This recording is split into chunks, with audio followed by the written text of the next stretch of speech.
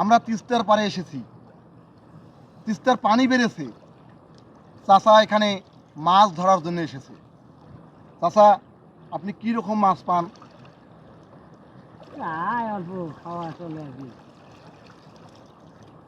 খাওয়ার মাছ মারা যায়। আপনি কতক্ষণ সময় ধরে মাছ মারতেছেন? ঘন্টা 2। কি পরিমাণ মাছ পেয়েছেন? হাফ কেজির মতো। আরও কতক্ষণ সময় পর্যন্ত মাছ মারবেন? বেলা ডোবা পর্যন্ত থাকবো। তাহলে বেলা ডুবা পর্যন্ত আপনি মাছ মারতেই থাকবেন? হ্যাঁ, থাকবো। আপনার বাসা কোথায়? এই সামনে।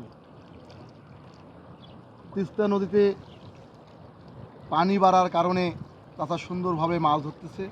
অর্থাৎ এখন বাজে প্রায় 4টা।